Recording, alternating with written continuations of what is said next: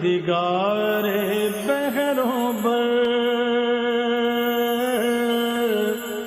پروردگار بحروں بر۔ اعوذ باللہ من الشیطان الرجیم، بسم اللہ الرحمن الرحیم۔ ان اللہ وملائکتہ یصلون علی النبی یا ایہا الذین آمنوا صلوا علیہ وسلموا تسلیما۔ اللہم صلی علی سیدنا و نبینا و شفیعنا و مولانا محمد وعلی آل محمد وبارک وسلم۔ محترم خواتین و حضرات، السلام علیکم۔ پیام صبح کے ساتھ ایک بار پھر حاضر میں ہوں آپ کا میزبان انیق احمد۔ جمعہ اور ہفتہ 2 دن ہم نے رکھے ہوئے ہیں سوال و جواب کے لیے۔ پیر، منگل، بدھ اور جمعرات، ان 4 دنوں میں قرآن کریم کی مختلف آیات پر ہم سیکھتے ہیں اپنے معزز علماء سے، اور ہمارے معزز علماء تشریف لاتے ہیں، قرآن کریم کی ان آیات کو حالات حاضرہ سے جوڑتے ہیں۔ آج اللہ تعالیٰ ہم سے کیا تقاضے کرتا ہے، یا اللہ تعالیٰ ہمیں کہاں دیکھنا چاہتا ہے، کیسا دیکھنا چاہتا ہے؟ خواتین و حضرات، قرآن کریم ہر زمانے کے لیے ہے، قیامت تک کے لیے ہے، ذہن انسانی کی امامت کرتا رہے گا۔ آج قرآن کریم کا پیغام کیا ہے، یہ ہم 4 دن پیر، منگل، بدھ اور جمعرات 4 دن بعد کرواتے ہیں، اور جمعہ اور ہفتہ سوال جواب، آپ کے سوالات، تاکہ ہمارے ذہنوں میں کوئی ابہام باقی نہ رہے، کوئی کنفیوژن نہ ہو، کوئی گتھی ایسی نہ ہو کہ جو سلجھ نہیں پائے۔ خواتین و حضرات، آج کے ہمارے معزز مہمان محترم مفتی منیب الرحمان صاحب۔ مفتی منیب الرحمان صاحب ہمارے ملک کا ایک جانا مانا نام، کون آپ سے واقف نہیں؟ مرکزی چیئرمین رویت ہلال کمیٹی پاکستان، لاتعداد کتابوں کے مصنف، روزنامہ دنیا کے کالم نگار، محترم مفتی منیب الرحمان صاحب۔ مفتی صاحب کو خوش آمدید کہتے ہوئے پروگرام کا آغاز اللہ تعالیٰ کے بابرکت نام سے، سورہ صف اور آیت نمبر 6۔ اعوذ باللہ من الشیطان الرجیم، بسم اللہ الرحمن الرحیم۔ وَإِذْ قَالَ عِيسَى ابْنُ مَرْيَمَ يَا بَنِي إِسْرَائِيلَ إِنِّي رَسُولُ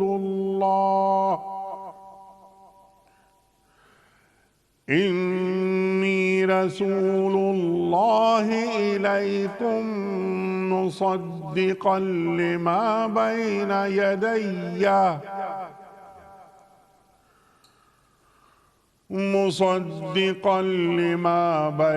يَدَيَّ مِنَ التَّوْرَاةِ ومبشرا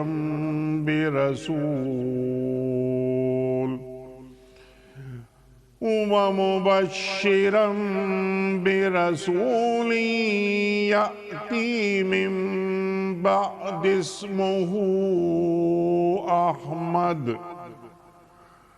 فلما جاءهم بالبينات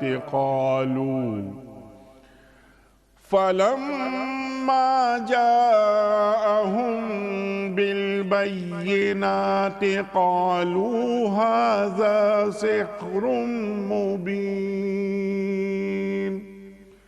صدق اللہ العظیم۔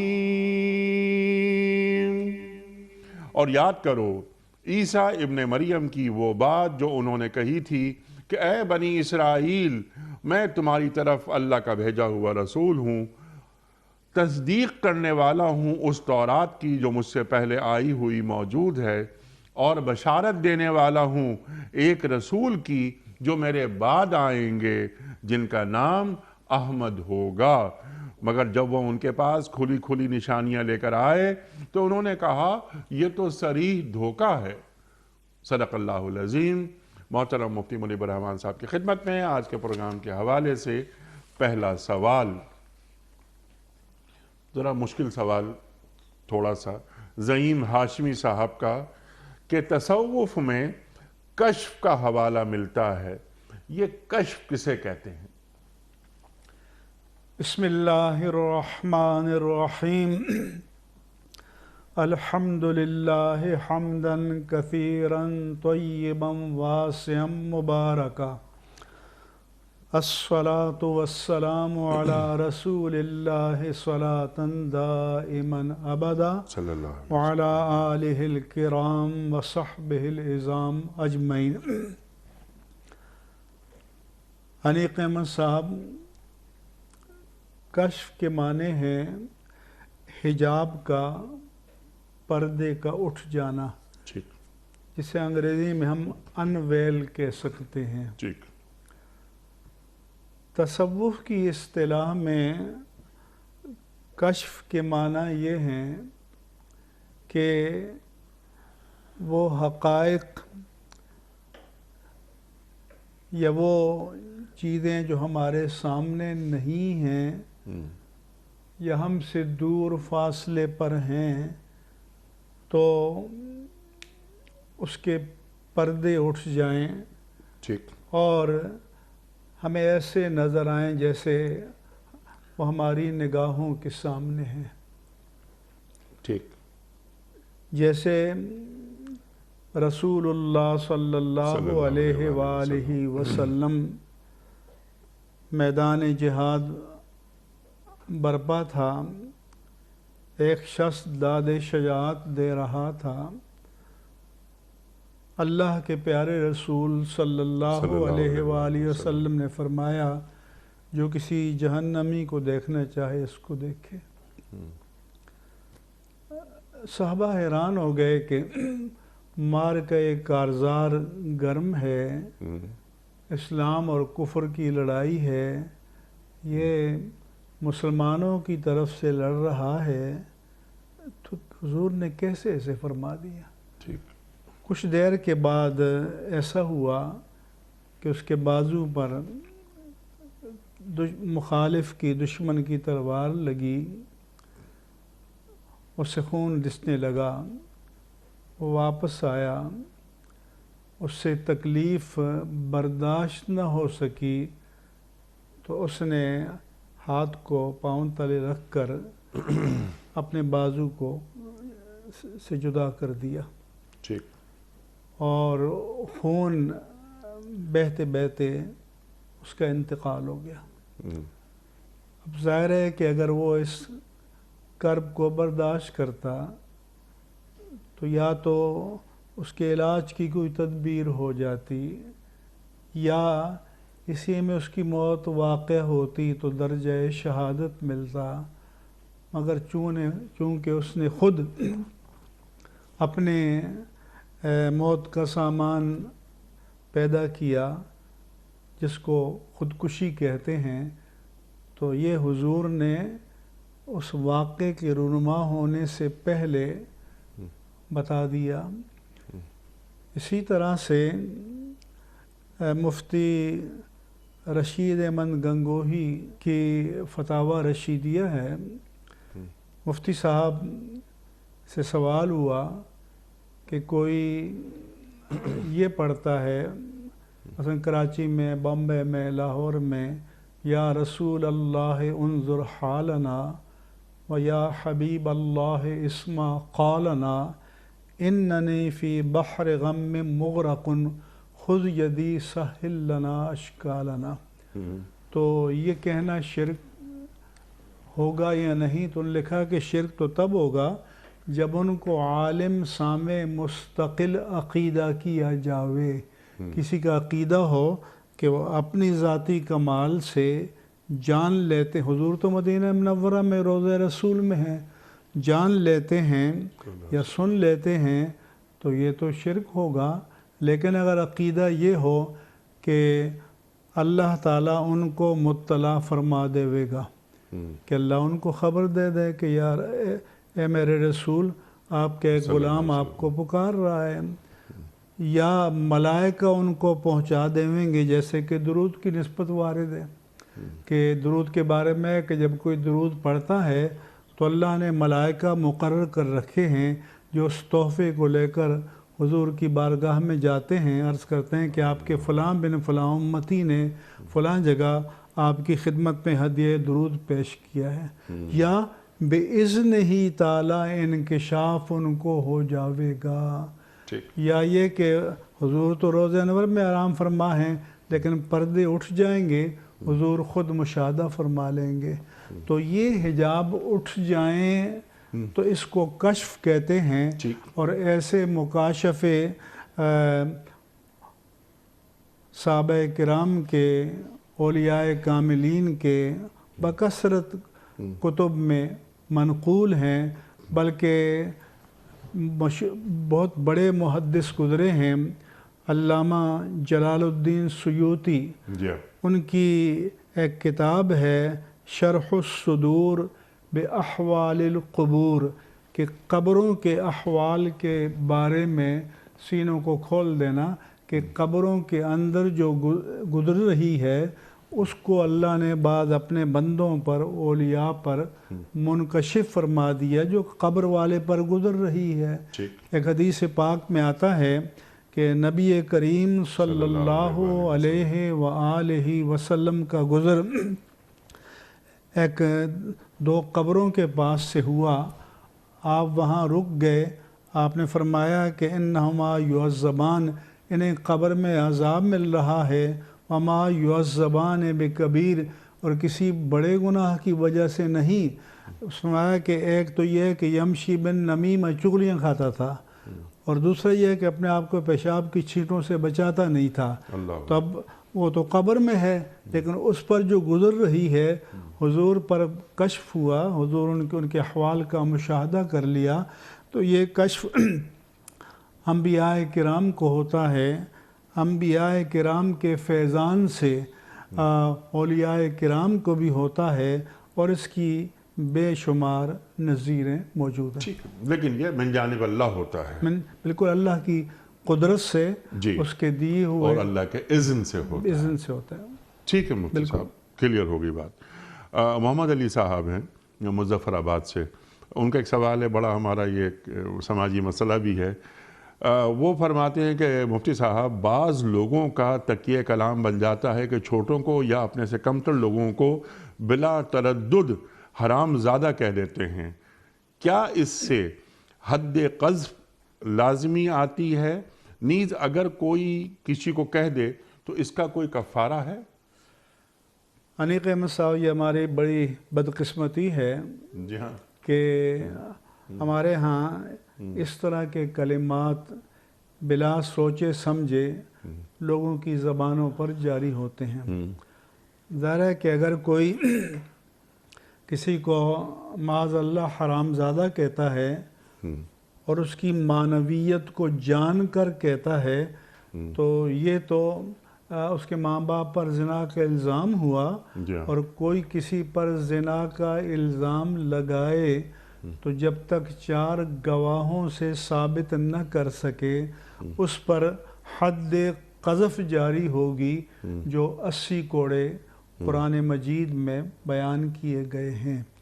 لہذا اس سے گریز کرنا چاہیے، لیکن ہمارے فقہائے کرام نے لکھا ہے کہ چونکہ لوگ اس کی معنویت پر غور کیے بغیر لوگوں کا تکیہ کلام بن جاتا ہے، چلتے پھرتے بچوں کو، دوسروں کو بولتے ہوئے یہ کلمات کہہ دیتے ہیں، تو یہ چونکہ یہ کلمہ وہ گالی کے طور پر کہتے ہیں، وہ نیت تو ان کی نہیں ہوتی، لہذا یہ گناہ تو ہے، اور اس پر ان کو اللہ سے توبہ کرنی چاہیے، اور اگر کسی کے منہ پر کہا ہے تو اس سے معافی بھی مانگنی چاہیے۔ حدیث پاک میں آتا ہے کہ لم یکن رسول اللہ صلی اللہ علیہ وآلہ وسلم سبابا ولا فحاشا ولا لعانا، کہ اللہ کے رسول صلی اللہ علیہ وآلہ وسلم نہ گالی دیتے تھے، نہ فحش باتیں کرتے تھے، نہ لعن کرتے تھے، کسی پر لعنت نہیں کرتے تھے۔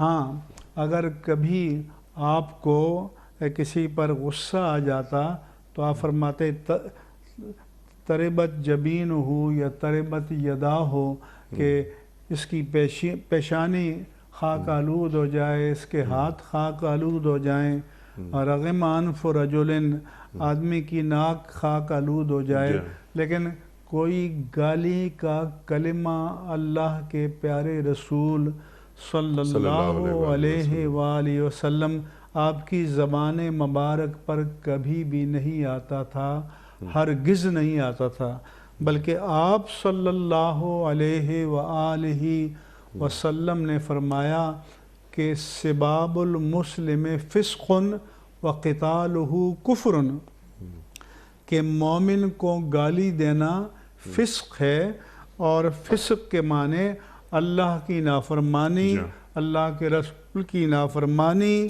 شریعت کی حکم عدولی۔ اور اگر کوئی کسی بے قصور مسلمان سے قتال یا اس کے قتل کو حلال جان کر بغیر کسی تعویل کے کرتا ہے تو یہ تو کفر ہے۔ اس لیے میں اس پروگرام کے توسط سے اپنے سارے ناظرین سے یہ نہایت ادب کے ساتھ عرض کروں گا کہ آپ کی مجالس میں، آپ کی گھرانوں میں یہ فحش کلمات زبان پر نہیں آنے چاہیے۔ بعض لوگ اپنے بچوں کو بھی کہہ دیتے ہیں، تو جب آپ بچوں کو یہ کلمات بچپن سے سنتے رہیں گے تو بڑے ہو کر پھر وہ اسی طرح کے کلمات تو دہرائیں گے، اور یہ ان کی تربیت میں جو نقص ہے، خرابی پیدا ہو گئی ہے، وہ آپ کی وجہ سے پیدا ہو رہی ہے، ماں باپ کی وجہ سے پیدا ہو رہی ہے۔ اس لیے اس طرح کے کلمات، اس سے ملتے جلتے کلمات یا گالی نہیں آنی چاہیے، بلکہ ایک حدیث پاک میں میرے آقا و مولا سید المرسلین رحمت للعالمین سیدنا محمد الرسول اللہ صلی اللہ علیہ وآلہ وسلم نے فرمایا کہ ان من الکبائر شتم الرجل والدیہ اور سب الرجل والدیہ، کہ کبیرہ گناہوں میں سے کبیرہ گناہ اپنے ماں باپ کو گالی دینا ہے، اپنے ماں باپ کو برا کہنا ہے۔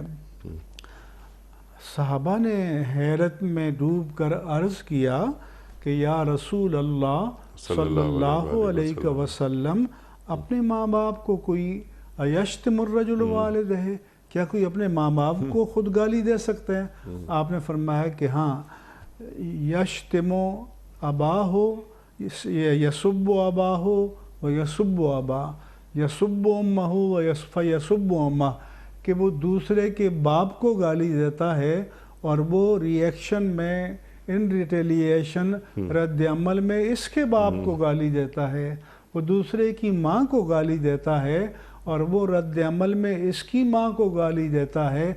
اگر اس نے دوسرے کے باپ کو گالی نہ دی ہوتی تو اس کے باپ کی حرمت محفوظ رہتی، اگر اس نے دوسرے کی ماں کو گالی نہ دی ہوتی تو اس کی ماں کی حرمت محفوظ رہتی۔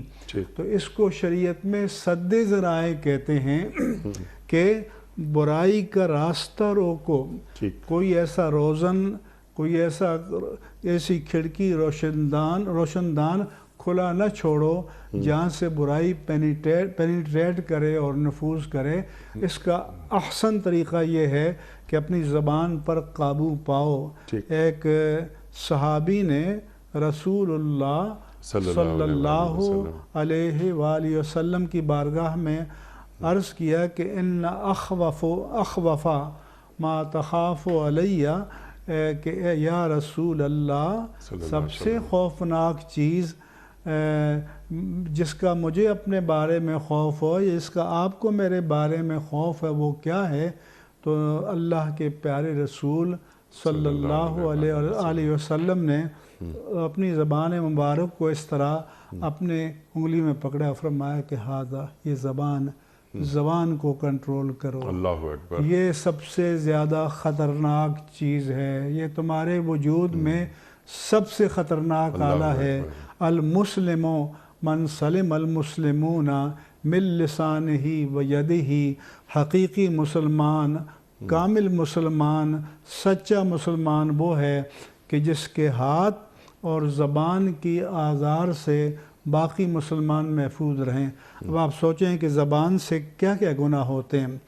زبان سے ہم جھوٹ بھی بول سکتے ہیں، زبان سے ہم چغلی بھی کھا سکتے ہیں، زبان سے ہم غیبت بھی کر سکتے ہیں، زبان سے ہم کسی کے خلاف سازش بھی کر سکتے ہیں، زبان سے ناجائز حکم بھی صادر کر سکتے ہیں، زبان سے دوسروں کی عیب جوئی اور طعن و تشنیع بھی کر سکتے ہیں، زبان سے گالی بھی دے سکتے ہیں۔ اللہ عز و جل نے قرآن میں فرمایا کہ وَيْلٌ لِكُلِّ ہُمَزَةٍ لُمَزَةٍ، کہ اس کے لیے تباہی ہے، افسوس ہے کہ جو دوسروں پر طعنہ زنی کرتا ہے اور عیب جوئی کرتا ہے۔ لہذا ہمیں کف لسان کرنا چاہیے، اپنی زبان پر قابو پانا چاہیے۔ اللہ کے پیارے رسول سید المرسلین صلی اللہ علیہ وآلہ وسلم نے فرمایا کہ مَن یضمن لی ما بین لحیتین و ما بین فخذین، کہ مجھے دو چیزوں کی ضمانت دے، ایک وہ جو تمہارے دو جبڑوں کے درمیان ہے یعنی زبان، اور ایک وہ جو تمہاری دو رانوں کے درمیان یعنی شرمگاہ، تو میں اس کے لیے جنت کی ضمانت دیتا ہوں، گارنٹی دیتا ہوں کہ وہ جنتی ہوگا۔ سبحان اللہ، سبحان اللہ۔ یہ نرم گفتاری، شائستگی، قولوا للناس حسنا، اللہ قرآن کریم میں فرما رہا ہے۔ اللہ اکبر۔ تو یہ کیا گالم گلوچ کا ماحول، بلکہ منافق کی نشانیوں میں سے ایک نشانی ہے کہ جب وہ جھگڑا ہوگا تو وہ گالم گلوچ پہ خاصم فجرا، جب وہ مخاصمت کرتا ہے تو فجور کرتا ہے، حدوں کو پھلانگ دیتا ہے۔ بلکہ حدیث پاک میں تو یہ ہے کہ اگر تم میں سے کوئی روزے سے ہے وَإِن صَابَّهُ أَحَدٌ او قَاتَلَهُ فَلْيَقُلْ إِنِّ امْرُؤٌ صَائِمٌ، کہ کوئی اس سے گالی گلوچ کرے یا کوئی اس سے لڑائی جھگڑا کرے تو اس کا جواب نہ دو، بلکہ یہ کہو کہ میرے بھائی میں روزے سے ہوں، مجھے معاف کر دو، میں آپ کی طرح بد زبانی اور دسترازی نہیں کر سکتا۔ ٹھیک ہے، اور تو یہ رویہ ہمارا رمضان کے علاوہ بھی ہونا چاہیے، پوری زندگی میں پوری زندگی پر محیط ہونا چاہیے۔ اگلا سوال ہے الطاف صاحب کا۔ ان کا سوال یہ ہے کہ آج کل سیاست کا لفظ کافی بدنام ہے، بلکہ اسے بے ایمانی کے ہم معنی سمجھا جانے لگا ہے۔ اکثر لوگ کہتے ہیں میرے ساتھ سیاست نہ کرو، کیا اسلام میں سیاست کا کوئی تصور ہے؟ حنیق صاحب، ایک تو سیاست مروجہ ہے، جی، اس میں تو ایک تو سیاست دانوں نے خود ایک دوسرے کو اور اپنے آپ کو اتنا ڈیگریڈ کر دیا ہے کہ سیاست کی حرمت جو ہے وہ لوگوں کے دلوں سے نکل گئی ہے۔ ٹھیک، یہاں تک نکل گئی ہے کہ اچھا اس میں بھی کہ کبیرہ گناہوں میں سے ایک اپنی ماں کو گالی دینا ہے، جی، تو اس میں بھی یہ ہے کہ یہ اسباب خود پیدا کرتے ہیں۔ ایک دوسرے کی عزت پر حملہ کرتا ہے اور وہ رد عمل میں اس کی عزت پر حملہ کرتا ہے۔ اگر اس نے دوسرے کی عزت پر حملہ نہ کیا ہوتا تو اس کی عزت محفوظ رہتی۔ تو یہ جو مروجہ سیاست جس کلائمیکس پر چلی گئی ہے، تو یہ تو واقعی کہ لوگ اس کو فریب کے معنی میں سمجھنے لگے، بدتمیزی اور بے تہذیبی کے معنی میں سمجھنے لگے، اور اگر کوئی ایسی ویسی بات کرے تو کہتے ہیں کہ میرے ساتھ سیاست نہ کرو، گویا اس کو گالی کے ہم معنی بنا دیا گیا ہے۔ لیکن اگر اپنی حقیقت کے اعتبار سے، اپنی اصل کے اعتبار سے دیکھا جائے تو سیاست فریضہ نبوت ہے اور سیاست شعار نبوت ہے۔ اللہ کے پیارے نبی رحمت للعالمین، تاجدار ختم نبوت، سید المرسلین صلی اللہ علیہ وآلہ وسلم نے فرمایا کہ کانت بنو اسرائیل تسوسہم الانبیاء، بنی اسرائیل کی سیاست کاری انبیاء کرام انجام دیتے تھے۔ سیاست کے معنی ہیں کہ امت کے، ملت کے، قوم کے مجموعی جو اجتماعی معاملات ہیں، جی نظم اجتماعی کے معاملات ہیں، اس کی تدبیر کرنا، ان کو منظم کرنا، ان کو خطرات سے بچانا اور اپنی رعایا اور عوام کے حقوق کی حفاظت کرنا، تو یہ جو اس کو ہمارے قدیم فلسفی کی زبان میں ایک کہتے تھے تدبیر نفس، کہ پہلی سیاست کی پہلی قسم ہے تدبیر نفس، کہ کسی شخص کو اپنے نفس کی حفاظت کرنا، کہ نفس آلائشوں سے آلودہ نہ ہو، بد کلامی کی آلائش سے، گناہوں کی آلائش سے، بدعمالیوں کی آلائش سے، بد اعتقادی کی آلائش سے، بد اخلاقی کی آلائش سے آلودہ نہ ہو۔ تو پہلے تو یہ تدبیر نفس۔ پھر دوسرا درجہ انہوں نے بتایا کہ تدبیر منزل، کیونکہ حدیث میں ہے کہ کلکم رائن وکلکم مسئول عن رعیتہ، تم میں سے ہر ایک کسی نہ کسی درجے میں نگہبان ہے، ذمہ دار ہے، اکاؤنٹیبل ہے، اور ایک گھر کا سربراہ کم از کم اپنے گھر کے بارے میں رائی ہے، حاکم ہے، مسئول ہے، ذمہ دار ہے، کہ وہ اس کی اچھی تدبیر کرے، اچھی تربیت کرے، سب کے مفادات کی حفاظت کرے، سب کو کے اخلاق کو، کردار کو بگڑنے سے بچائے۔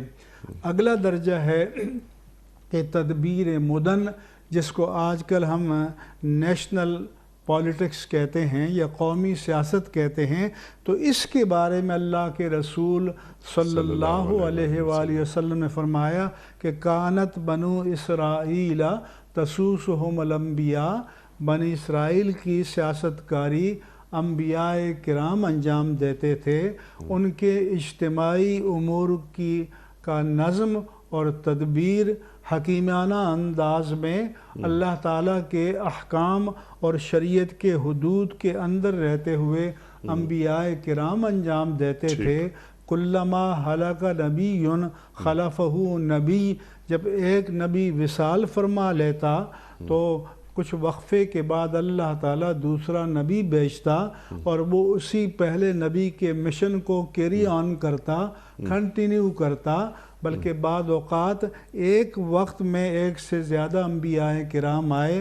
حضرت ابراہیم علیہ السلام بھی نبی، آپ کے صاحبزادے حضرت اسماعیل علیہ السلام بھی نبی، آپ کے صاحبزادے حضرت اسحاق علیہ السلام بھی نبی، آپ کے بھتیجے حضرت لوط علیہ السلام بھی نبی، حضرت یعقوب علیہ السلام نبی، ان کے صاحبزادے نبی۔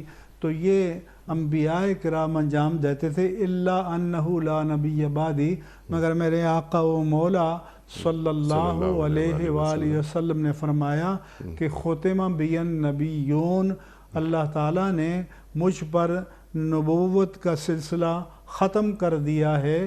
قد انقطعت النبوۃ والرسالہ، نبوت اور رسالت کا جو ایک کنٹینویشن، ایک تسلسل مجھ سے پہلے چلا آ رہا تھا، میری ذات پر وہ آ کر منقطع ہو گیا۔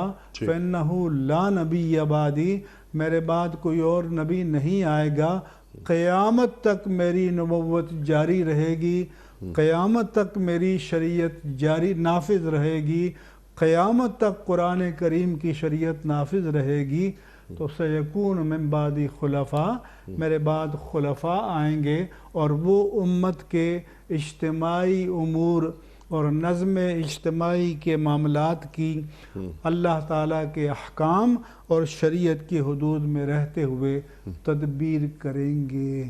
سبحان اللہ، سبحان اللہ۔ یہ سیاست مقدس ہے، یہ سیاست عبادت ہے، یہ سیاست فریضہ نبوت ہے، شعار نبوت ہے۔ جی ہاں، آپ نے فرمایا یہ سیاست، تو اسی سیاست کا تو تقاضا کرتی ہے۔ کاش کہ ہمارے اہل اقتدار اس سیاست کو اپنا لیں اور اس کی اتباع کی کوشش کریں، تو ان کا اجتماعی ماحول بھی اخلاق کے دائرے میں آ جائے اور امت بھی قوم پر بھی اس کے اچھا اثرات مرتب ہوں. سبحان اللہ سبحان اللہ. جیسا کہ آپ نے فرمایا کہ یہ اور ہم دعا کرتے ہیں کہ اللہ تبارک و تعالیٰ انہیں اس شعار سیاست نبوت کو اپنانے کی توفیق عطا فرمائے. سبحان اللہ سبحان اللہ سبحان اللہ سبحان اللہ.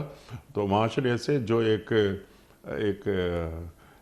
برا تاثر سیاست کے حوالے سے ہے، جیسے کہ آپ نے فرمایا سوال میں بھی آیا کہ میرے ساتھ سیاست نہ کرو، تو یہ کوئی برائی کی علامت کے طور پہ نہیں، سیاست ایک خدمت ہے، سعادت ہے.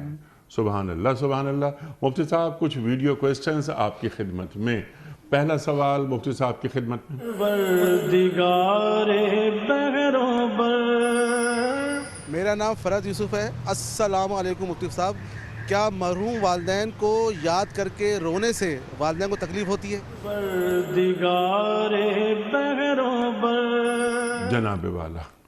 والدین کو یاد کرنے پر بے اختیار آنسو آ جائے تو یہ تو بشری تقاضے ہیں، لیکن والدین کی روح کو آپ نے خوش کرنا ہے تو اس کے لیے رسول اللہ صلی اللہ علیہ وآلہ وسلم نے جو طریقہ بتایا وہ یہ ہے کہ اور قرآن نے بتایا کہ حضرت ابراہیم علیہ السلام کی دعا ہے کہ رب اجعلنی مقیم الصلاۃ ومن ذریتی ربنا وتقبل دعا ربنا اغفر لی ولوالدی وللمؤمنین یوم یقوم الحساب. وہ دعا کرتے ہیں کہ اے اللہ تو مجھے نماز قائم کرنے والا بنا دے اور میری اولاد کو بھی اس شعار صلاۃ پر قائم و دائم فرما دے، اور اے ہمارے پروردگار ہماری دعا کو قبول فرما. اے ہمارے پروردگار تو مجھے بخش دے، میرے ماں باپ کو بخش دے، اور قیامت کے دن سارے مومنوں کو بخش دینا.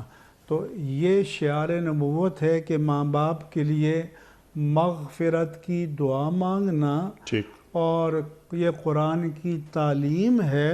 اور حدیث پاک میں ہے کہ حضرت سعد نے رسول اللہ صلی اللہ علیہ وآلہ وسلم سے پوچھا کہ یا رسول اللہ صلی اللہ علیہ وسلم ان امی افتتلت، اظن کہ میری ماں کا اچانک انتقال ہو گیا، اظن لو انہا تکلمت تصدقت، مجھے یقین ہے کہ اگر میری ماں کو موت سے پہلے زبان سے کچھ کہنے کا موقع ملتا تو وہ صدقے کا حکم دیتی. اوا تصدق عنہا فلہا اجر یا رسول اللہ صلی اللہ علیہ وسلم، اگر میں ان کی جانب سے صدقہ کروں تو کیا انہیں اجر ملے گا؟ حضور نے فرمایا ملے گا، اور فرمایا کہ پانی کا کنواں کھودو.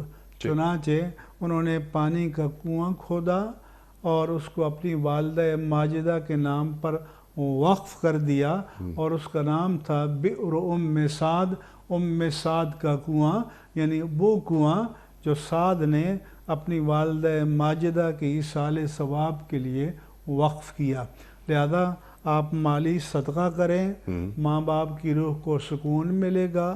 آپ قرآن مجید کی تلاوت کریں، آپ اذکار و تسبیحات و درود پڑھیں، آپ نوافل پڑھیں، اور پھر ماں باپ کو ایصال ثواب کریں.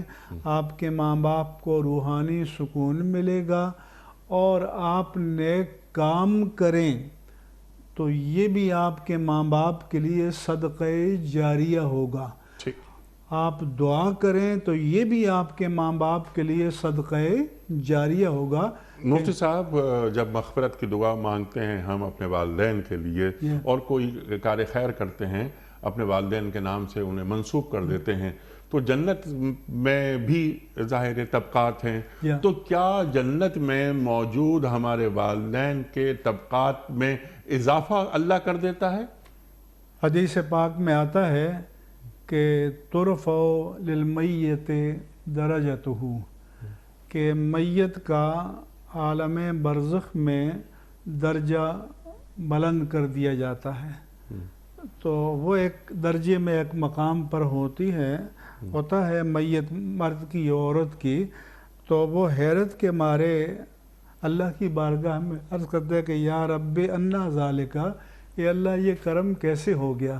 تو حدیث پاک میں آتا ہے کیسے جواب ملتا ہے، ھذا لدعاء ولدک لک، سبحان کہ اللہ. دنیا میں تیرے بیٹے یا بیٹی نے، پوتے یا پوتی نے تیرے لیے اللہ کی بارگاہ میں دعا کی ہے، تو اللہ تعالیٰ نے اس دعا کو شرف قبولیت سے نواز کر تیرے درجے کو بلند کر دیا. سبحان اس دعا کا فیض بھی ملتا ہے. سبحان اللہ. یعنی اپنی دعاؤں میں ہمیشہ والدین کو یاد رکھنا ایک چاہیے. حدیث پاک میں آتا ہے کہ اذا مات الانسان انقطع عنہ عملہ، جب انسان کا انتقال ہو جاتا ہے جی. تو اس کی جو کتاب بک آف ڈیڈ ہے، کتاب اعمال ہے، اس میں بہت سارے ہیڈز آف اکاؤنٹ اعمال کے کھاتے بند ہو جاتے ہیں. نماز پڑھتا تھا، روزہ رکھتا تھا، تلاوت کرتا تھا، صدقات کرتا تھا، لیکن فرمایا کہ الا من ثلاثۃ، 3 کھاتے موت کے بعد بھی جاری رہتے ہیں. فرمایا من صدقۃ جاریہ، کہ کوئی صدقہ جاریہ، مسجد بنائی، مدرسہ بنایا، رفع عام کا کام کیا، اس کا ثواب جاری رہے گا. اور فرمایا او مال ینتفع بہ، یا مالی صدقہ دیا جس سے کسی کو فیض پہنچتا ہے، او ولد صالح یدعو لہ، یا اپنے پیچھے نیک اولاد چھوڑ کر آئے ہے جو اس کے لیے دعا کرتا ہے، یہ بھی صدقہ جاریہ ہے. نیک اولاد بھی صدقہ جاریہ ہے. نیک اولاد بھی صدقہ جاریہ ہے. سبحان صدقہ جاریہ کہ کنٹینیو، جی ہاں. ڈسکنٹینیو نہیں ہوتا. جی ہاں. یہ صدقہ، یہ نیکی چلتا چلتی رہتا رہتی ہے. ہے. سبحان اگر اولاد کی اولاد کر رہی ہے تو پھر بھی چلتی رہے گی. سبحان اللہ. سبحان اللہ. سبحان اللہ. اگلا سوال مفتی صاحب کے لیے. پروردگار بحروں بر. السلام علیکم مفتی صاحب، میرا سوال یہ ہے، آج کل لوگوں کے پاس وقت نہیں ہے، ایسے کون سے چھوٹے اعمال ہیں جن کا ثواب زیادہ ہے؟ پروردگار بحروں بر. میرا خیال ہے مفتی صاحب یہ بہت اچھا سوال ہے. میرے عزیز، آپ کی اور تمام ناظرین کی خدمت میں گزارش ہے کہ اللہ کے پیارے رسول صلی اللہ علیہ وسلم صلی اللہ علیہ وسلم نے فرمایا کسی نیکی کو حقیر نہ جانو، کیونکہ جب بندہ نیکی کو حقیر سمجھے گا تو کرنا چھوڑ دے گا. یہ تو معمولی چیز ہے. ٹھیک. اور نیکی کو بھاری نہ سمجھو، معذرت چاہتا ہوں، کسی نیکی کو بھاری نہ سمجھو، کیونکہ انسان اپنی نیکیوں کو بھاری، وزنی، اہم سمجھے گا تو وہ عجب میں مبتلا ہو جائے گا. ٹھیک. وہ فریب نفس میں مبتلا ہو جائے گا کہ میں تو بڑا پارسا ہوں. لہذا جتنی بھی نیکی کرو اسے کم سمجھو. ٹھیک. جتنی بھی نیکی کرو اسے کم سمجھو، کیونکہ اللہ کے حقوق تو بندوں پر زیادہ ہیں. بلکہ شیخ سعدی نے کہا کہ ہر نفسے کے دروں میں آید ممد حیات است، و ہر نفسے کے بروں میں آید مفرح حیات است. ہر سانس جو نکل کر واپس آتی ہے تو زندگی کی ایک سانس بڑھ جاتی ہے، اور ہر سانس جو اندر آنے کے بعد نکلتی ہے نہ نکلے تو دم گھٹ کر مر جائے. تو لہذا ایک ایک سانس پر شکر ادا کرو. کل سلامہ من الناس علیہ صدقہ، فرمایا کہ تمہارے ہر جوڑ پر، انگ انگ پر، روئیں پر اللہ تعالیٰ کا تشکر، تصدق واجب ہے. لہذا ہمیں اللہ تعالیٰ کا شکر بجا لانا چاہیے، اور جس عمل کی بھی توفیق ملے. لیکن یہ ہے کہ آپ مثلا نماز فرض سے تو مفر نہیں ہے، واجب سے مفر نہیں ہے، سنتیں بھی ادا کریں، لیکن نوافل کی بات ہے آپ کے پاس وقت نہیں ہے تو چلتے پھرتے آپ درود پڑھ سکتے ہیں، ٹھیک چلتے پھرتے تسبیحات پڑھ سکتے ہیں. آپ گاڑی میں بیٹھے ہوئے ہیں، ڈرائیو کر رہے ہیں، آپ کے کسی کام میں کوئی رکاوٹ نہیں ہو رہی اور آپ درود پاک پڑھتے جائیں، آپ تسبیحات پڑھ جائیں، سبحان اللہ، الحمدللہ، لا الہ الا اللہ، اللہ اکبر، یا قرآن کی صورتیں یاد ہوں تو وہ پڑھتے چلے جائیں. ٹھیک. اسی طرح سے حضور نے یہ بھی فرمایا کہ بکل تسبیحۃ صدقہ و بکل تحمیدۃ صدقہ، سبحان اللہ کہنا بھی صدقہ، الحمدللہ کہنا بھی صدقہ، اللہ اکبر کہنا بھی صدقہ، لا الہ الا اللہ کہنا بھی صدقہ، اچھی بات کہنا بھی صدقہ. اور اگر تم کسی کا سامان اٹھا کر اس کی سواری پر رکھ دو تو یہ بھی صدقہ ہے. ٹھیک. یہاں تک کہ ایک حدیث پاک کی روح سے ایک گنہگار شخص یا ایک فاحشہ عورت کسی سفر میں جا رہی تھی، ایک کنویں پر آئی، وہ کنویں میں پانی تہہ میں تھا، ہاتھ پاؤں کی مدد سے کنویں میں اتری اور سیر ہو کر پانی پیا. جب باہر نکلی تو کیا دیکھتی ہے کہ ایک کتا مٹی کو چوس رہا ہے. اس کے ذہن میں خیال آیا کہ جس طرح پیاس مجھے تھوڑی دیر پہلے تڑپا رہی تھی، یہ بھی تو جاندار ہے، یہ پیاس سے تڑپ رہا ہے. تو وہ دوبارہ اس نے اپنا موزہ اتارا، اس کو منہ میں پکڑا، پانی میں اتری، اس میں پانی بھرا، پھر ہاتھ پاؤں کے سارے باہر آئی، کتے کو پانی پلایا. کتے نے زبان حال سے اللہ کا شکر ادا کیا. تو حضور نے فرمایا کہ اس ایک نیک عمل کی برکت سے اللہ تعالیٰ نے مغفرت فرما دی.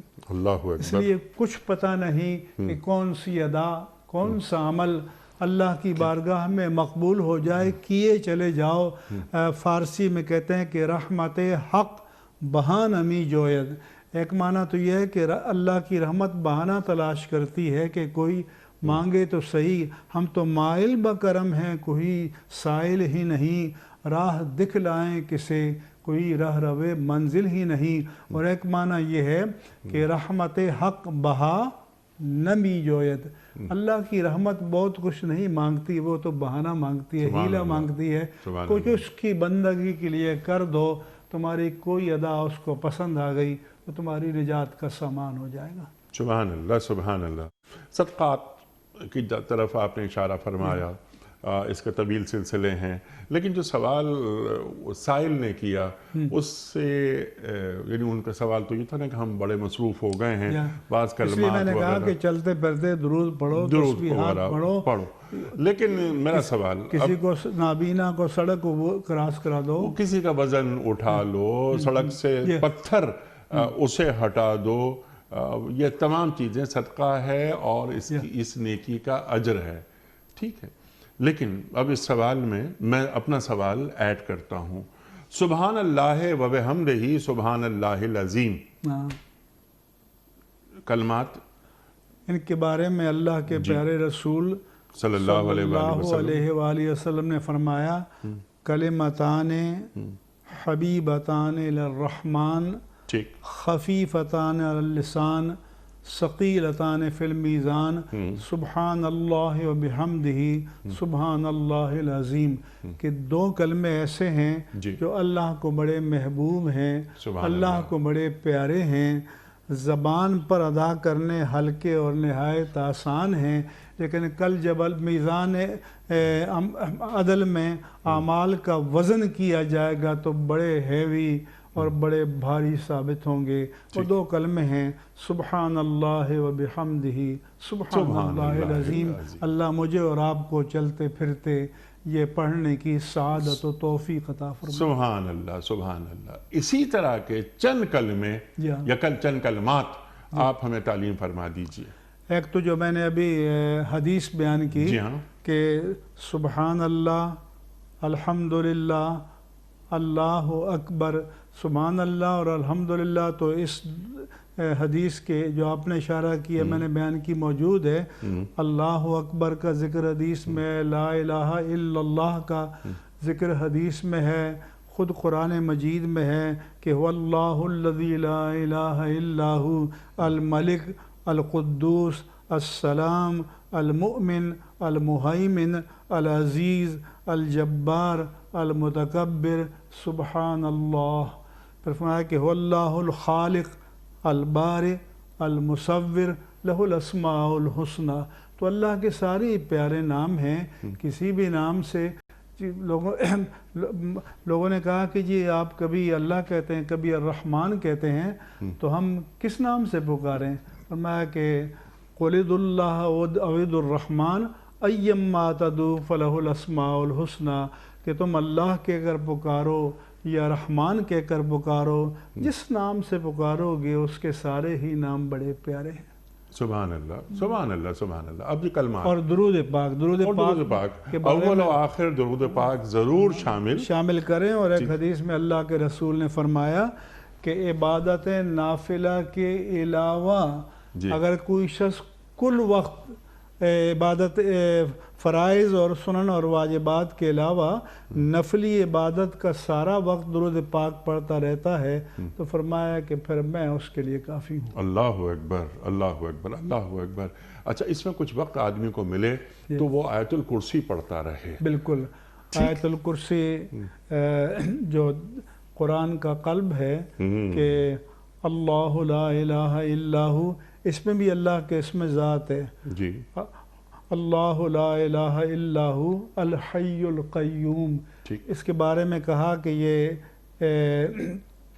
اسم اکبر جسے کہتے ہیں وہ ہے اسم اعظم، جیسے اس لیے یا حی یا قیوم برحمتک استغیث یہ بھی پڑھتے رہا کریں اور آیت الکرسی بھی پڑھتے رہا کریں۔ سبحان اللہ سبحان اللہ۔ اچھا، اور اگر رات کو آیت الکرسی پڑھ کر سوئیں تو اللہ تعالیٰ تمہاری اور تمہارے گھر کی حفاظت فرمائے گا۔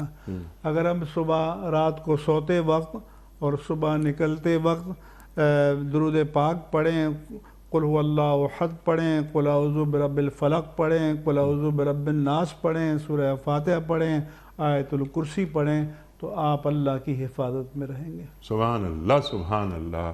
اب ذرا سا اور آگے آتے ہیں ان باتوں، ان کے ساتھ ساتھ جو آپ نے ہمیں تعلیم کی، چاروں قل، ان کی اہمیت۔ سورہ بقرہ کا آخری رکوع، سورہ بقرہ کے آخری رکوع کے بارے میں بعض روایات میں ہے کہ اللہ تعالیٰ نے اسے 2 مرتبہ نازل فرمایا، ایک تو زمین پر اور ایک جب شب معراج کو اللہ کے پیارے حبیب صلی اللہ علیہ وآلہ وسلم اللہ کی حضوری میں حاضر ہوئے تو بلا واسطہ جو وحی اللہ نے آپ کو عطا فرمائی ان میں یہ بقرہ کی آخری آیات بھی تھی۔ سبحان اللہ سبحان اللہ۔ تو ان کے پڑھنے کی جو فضیلت ہے وہ بہت زیادہ بیان کی گئی ہے۔ آیت الکرسی آپ نے بات فرمائی، چاروں قل، اللہ اکبر، سورہ فاتحہ، اللہ اکبر، سورہ فاتحہ۔ مفتی صاحب میں آپ کا بڑا شکر گزار ہوں، بڑا ممنون آپ تشریف لائے اور آج بھی ہم نے آپ سے بہت سیکھا۔ خواتین حضرات، ہمارے علماء کو اللہ سلامت رکھے، تشریف لاتے ہیں، ہماری علمی کمی کو دور کر دیتے ہیں، قرآن کریم سے ہمیں قریب کرتے ہیں۔ دیکھیے کتنی اہم باتیں مفتی صاحب نے عطا فرمائیں اور کون کون سے وہ کلمات ہیں جو ہمارے زبان پر ہمہ وقت رہنے چاہیے۔ کیا اچھی بات فرمائی، گاڑی میں بیٹھے ہوئے ہیں، کہیں جا رہے ہیں، لیکن زبان اللہ کے ذکر سے تر رہے۔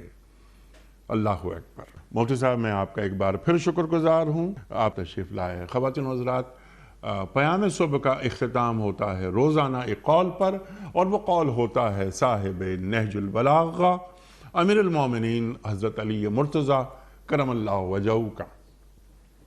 آپ فرماتے ہیں کہ دوست کو بے لاگ نصیحت کرو، خواہ اسے اچھی لگے یا بری۔ دوست کو بے لاگ نصیحت کرو، خواہ اسے اچھی لگے یا بری۔ سبحان اللہ سبحان اللہ۔ اپنے میزبان انیق احمد کو کل تک کے لیے اجازت دیجیے۔ خدا حافظ۔ پروردگار بہروں بر